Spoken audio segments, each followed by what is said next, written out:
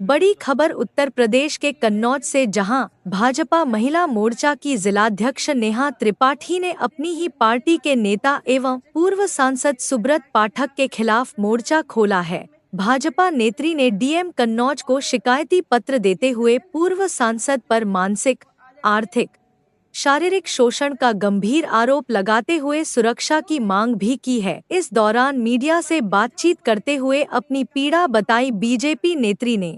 DM साहब को क्या पत्र देने आए? जी, मैं डीएम साहब के पास अपनी फरियाद लेकर के आई हूँ कि रोज प्रतिदिन में मुझे मानसिक रूप से टार्चर किया जा रहा है। मेरे परिवार के खिलाफ में षड्यंत्र रचा जा रहा है, मेरे खिलाफ में षड्यंत्र रचा जा रहा है।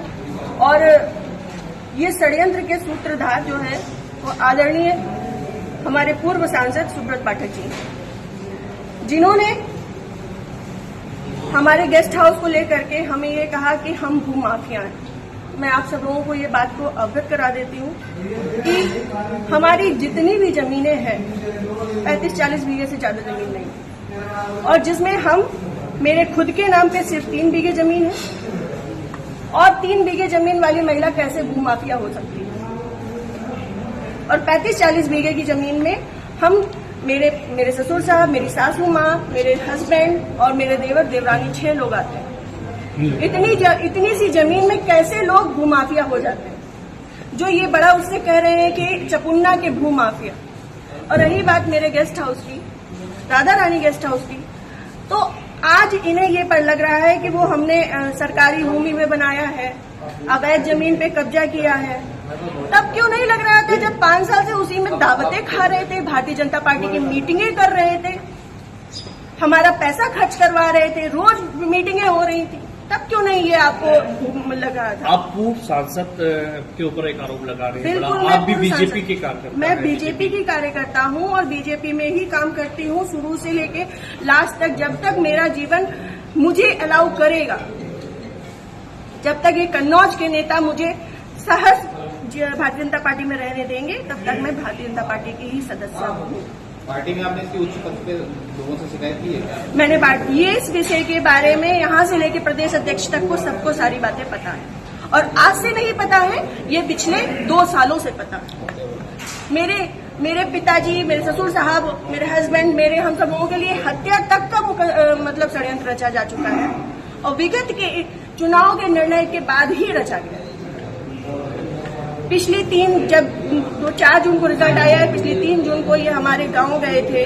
हमारे गांव जाकर के इन्होंने, हमारे राइवल्स हैं जो, उनके घर जाकर के इन्होंने 2 घंटे की बैठक रखी जिसमें षड्यंत्र रचा गया।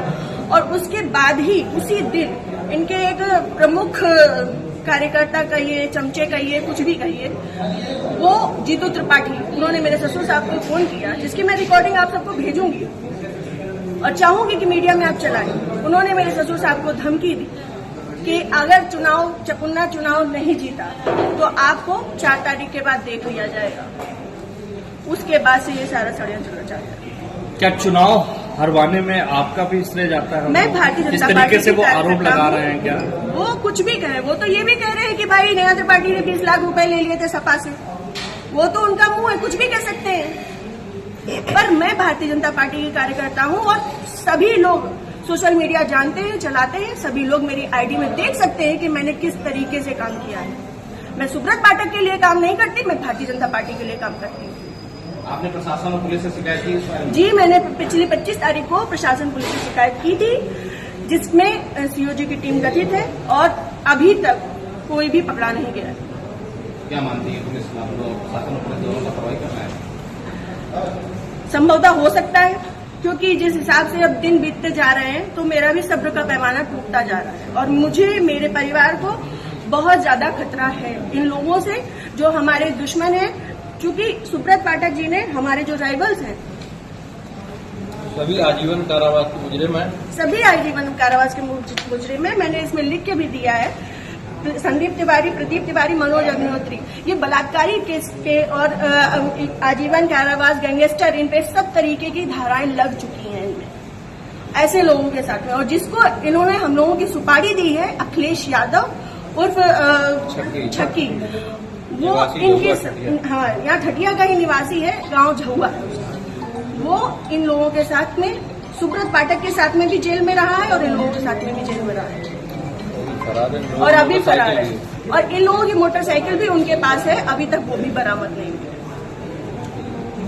ये लोग सिर्फ मेरा मानसिक, शारीरिक और चारित्रिक शोषण करते आ रहे हैं 2 साल से। मैं 3 साल से मैं बहुत ज्यादा परेशान हो चुकी हूँ। अब ये चीजें नहीं होंगी। आज आपके जिलाधिकारी से बातचीत की, क्या उन्होंने आश्वासन दिया? उन्होंने मुझे पूर्ण आश्वासन दिया है कि इस पे निष्पक्ष जांच होगी, क्योंकि हमारे पास रिकॉर्ड्स भी हैं, हमारे पास सबूत भी हैं और बहुत सारी चीजों के सबूत हैं। समय आने पे मैं वो सब आपके सामने रखूंगी। जिले में जो भी भ्रष्टाचार हो रहा है, जो जिला पंचायत में भ्रष्टाचार हो रहा है, जो ब्लॉक प्रमुख में भ्रष्टाचार हो रहा है, ब्लॉक में भ्रष्टाचार हो रहा है, वो सारी चीजें मैं आप सब लोगों के सामने रखूंगी। अगर आपकी सुनवाई आज नहीं होती तो आगे क्या कदम उठाएंगे आप? मैं आप लोगों का सहारा लूंगी और आप लोगों का सहयोग, मुझे पूर्ण विश्वास है कि मेरे साथ हमेशा रहेगा। और मैं इस पे अपनी अंतिम सांस तक अब फ्रंट के पैमाने में आकर के लड़ूंगी। Thank you.